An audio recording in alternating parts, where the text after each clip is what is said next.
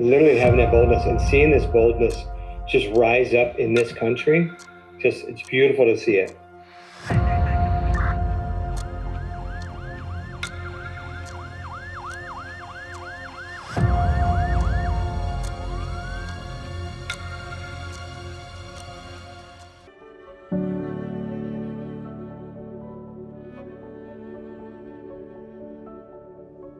I'm just being joined with Kevin Barnhill, recently retired from law enforcement in Michigan, and our newest Mission First Alliance regional representative. 28 years of being in law enforcement, 10 years of being a pastor, right? And now a clinical licensed professional counselor. I have seen a ton of stuff behind closed doors. And then God just amazingly opened doors so that I could be retired within a few months after you and I met.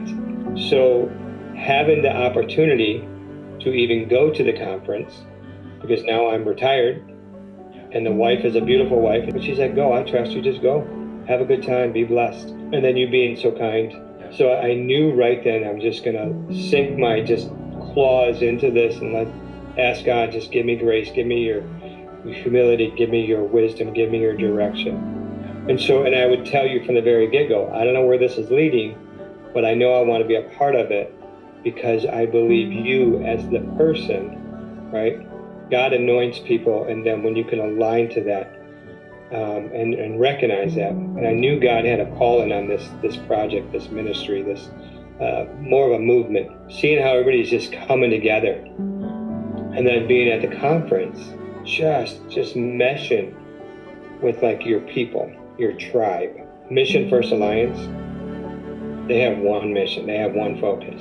How can I empower you to do what you are called to do, more so of what can I get from you? Meeting Max Gomez, he's like, what can I do for you to help empower you? You yourself are the same way. So I think that's the heartbeat, that's the breath of Mission First Alliance, of how do I empower somebody else? And look at all the ministries that are taking place. Yeah.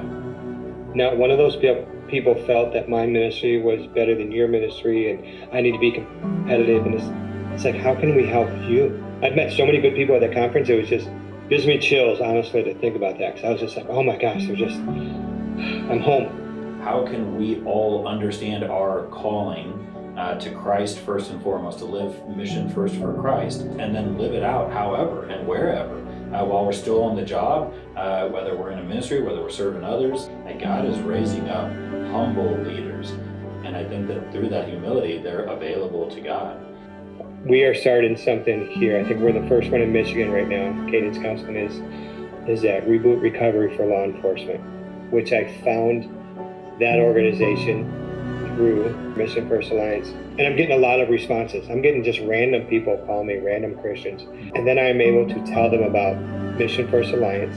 And I'm able to tell them about the Reboot Recovery.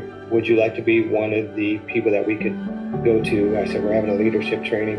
Would love it. How do we get a part of it? People want to be a part of something. I don't just want to have mine here, but I want to develop a strong team so I can have satellites throughout the Tri-County area and have leaders for those and have 12 going at the same time. Yeah. And we won't start there, but that's my goal, right?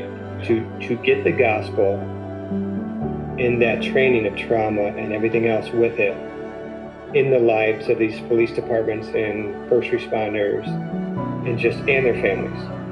Yeah, how can we meet the needs, but all through the lens of Christ? And again, when I was doing wellness and peer support, there's a lot of good resources out there, but it felt like many of the resources were doing it apart from Christ. That Jesus was not a part of the equation, that there is this need and this void that still needs to be filled. Mission First Alliance is definitely meeting the need for that. And I'm just excited to have more people contact you so that I can get contacted here in Michigan. I think that was one of the areas that we saw a significant need in starting the Alliance, is just feeling like there was so much isolation among Christian first responders, those that are trying to serve and support them, chaplains, churches, just so much isolation and people feeling like they're doing it alone. First responders are also a culture of, show me, don't tell me.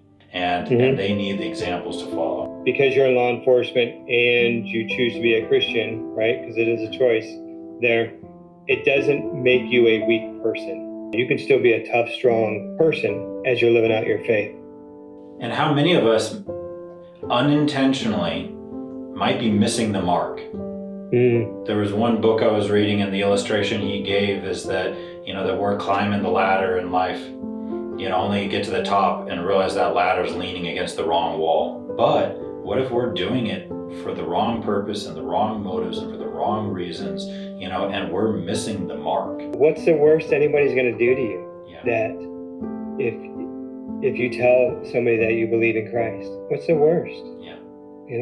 In comparison to eternity, and what God can do.